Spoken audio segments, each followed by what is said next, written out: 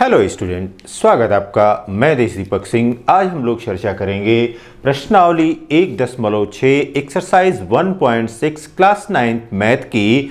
और यह एक्सरसाइज किसी न किसी रूप में वास्तविक संख्याओं के लिए लॉज ऑफ एक्सपोनेंट पर आधारित है या घातांकों के नियम पर आधारित प्रश्नावली है।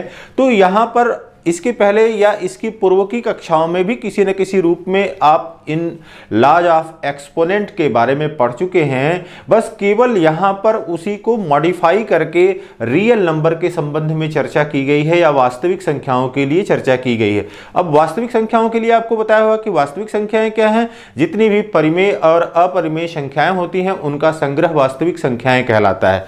यहाँ पर देखिए, यदि a is greater than 0 and b is greater than 0, दो वास्तविक संख्याएं हैं। a एंड b दोनों जो है वास्तविक संख्याएं हैं और शून्य से अधिक हैं तथा m व n दो परिमेय संख्याएं हों तो पहला नियम कहता है कि a raise to power m into a raise to power n is equal to a raise to power m plus n। इसका मतलब यह हुआ कि गुणा के समय घातें जुड़ जाती हैं अगर बेस आधार एक जैसा होता है। इसी प्रकार से दूसरा नियम है a raise to power m divided by a raise to power n is equal to a raise to power m minus n। तो समान आधार होने पर यदि भाग की प्रक्रिया हो रही है तो उसमें जो घातें होती हैं घातें घट जाती हैं, सब्सट्रैक्ट की जाती हैं। इसी प्रकार से तीसरा नियम है a raise to power m फिर ब्रैकेट में बंद है raise to power n is equal to a raise to power m into n। फिर चौथा नियम है a raise to power m into b raise to power m। और यह क्योंकि आधार a b अलग अलग है लेकिन घातें एक जैसी हैं तो a और b को ब्रैकेट में लिख दिया और उसके पावर m लगा दिया। फिर इसी प्रकार से उसी नियम का एक्सटेंशन यहां पर है जो वहां पर राइट हैंड साइड में कहा गया है, यहां पर लेफ्ट हैंड साइड में है a raise to power a b raise to power m is equal to a raise to power m into b raise to power m। फिर जो सिक्स्थ रूल है कि a by b, a divided by b raise to power m is equal to a raise to power m divided by b raise to power m। फिर a raise to power minus m is equal to होता है 1 बटे a raise to power m। तो यदि अंश से कोई संख्या हर में आती है अथवा हर से कोई संख्या अंश में पहुंचती है तो वहां पर घातों के चिन्ह में परिवर्तन हो जाता है। यदि ऋण चिन्ह है तो धन चिन्ह हो जाएगा, यदि धन चिन्ह है तो ऋण चिन्ह हो जाएगा। इसी प्रकार से a रेज टू पावर 0, इसका मतलब है कि यदि कोई कांस्टेंट नंबर है, अचर मान है, तो अचर मान के लिए a raise to power 0 equal to 1 के बराबर होता है। तो ये सामान्य घातांक के नियम हैं जो जिन नियमों का इन प्रश्नावली में इस एक्सरसाइज में उपयोग किया जाएगा। तो ये नियम आपको पूरी तरह से आने चाहिए। अब यहां पर देखिए, जो पहला क्वेश्चन दिया गया है उसमें कह रहा है कि निम्नलिखित का मान ज्ञात कीजिए। अब यहां पर जो भी मान आपको ज्ञात करना है सबसे पहले उसको लिखेंगे और एक्सपोनेंट के न्यूमेरिकल लगाते समय आप ध्यान दीजिएगा कि जो रूल आप लगा रहे हैं उसको साइड में लिखते चलिए। उसको जब लिखते चलेंगे तो वो आपकी क्लियरिटी भी होगी और साथ ही साथ आगे वाले को भी पता चलेगा कि आपको एक्सपोनेंट के नियम मालूम है कि नहीं मालूम है। तो यहां पर देखिए क्वेश्चन नंबर 1 का जो फर्स्ट पार्ट है वो कह रहा है कि 64 रेज टू पावर 1/2। तो 64 रेज टू पावर 1/2 इसको हम लिख सकते हैं 8 इंटू 8 रेज टू पावर 1/2। अब यहां पर देखिए बेटा, यह लिख सकते हैं 8 स्क्वायर रेज टू पावर 1/2 और इसको लिख सकते हैं 8 फिर 2 इंटू 1/2। अब देखिए 2 से 2 कट गया, यह हो गया 8 raise to power 1 is equal to 1। इसलिए 64 raise to power 1/2 is equal to हो गया 8। ये अपना आंसर हो गया। फिर देखिए दूसरे क्वेश्चन में क्या कह रहा है, यहां पर दूसरे में कह रहा है क्वेश्चन नंबर 1 का ही जो दूसरा पार्ट है, इस दूसरे पार्ट में कह रहा है कि 32 रेज टू पावर 1/5। अब यहां पर इसका आप गुणनखंड ज्ञात कर लीजिए। तो 32 यहां पर हो गया 2 16, फिर 2 से भाग दिया 8, फिर 2 से भाग दिया यहाँ पे 4, फिर 2 से भाग दिया यहाँ पर 2, फिर 2 से भाग चला जाएगा 1।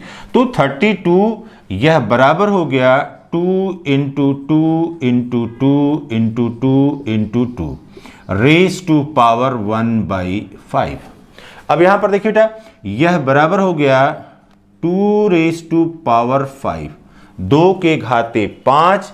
अब फिर इसका पावर 1/5, यह बराबर हो गया 2 raise to power 5 into 1/5।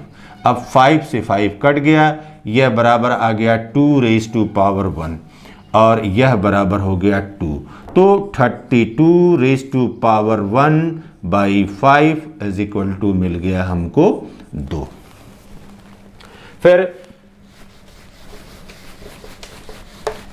Question number 1 के थर्ड पार्ट में देखिए, क्वेश्चन नंबर 1 का जो थर्ड पार्ट है वो ये कह रहा है कि 125 की घात 1/3। अब 125 का आप गुणनखंड कर लिए, 125 यहाँ 5 से भाग गया 25 हो गया, फिर 5 से भाग गया यहाँ पर 5 हो गया और यहाँ पर 5 एकम 5। तो इसको लिख सकते हैं 5 गुणे 5 गुणे 5 raise to power 1/3, raise to power 1/3।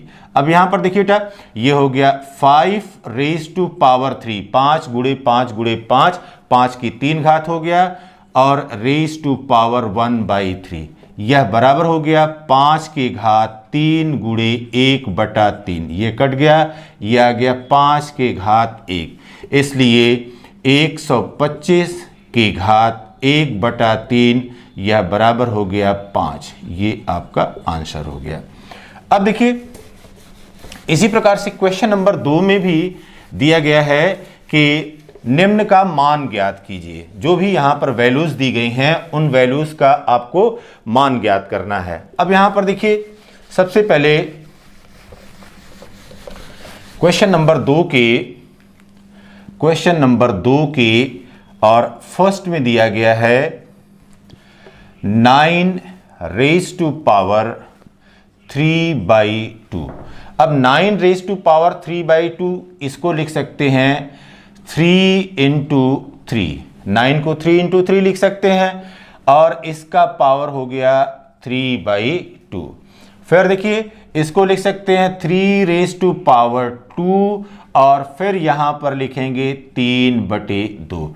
अब यहां पर देखिए a raise to power m raise to power n बराबर हो जाएगा a raise to power m into n।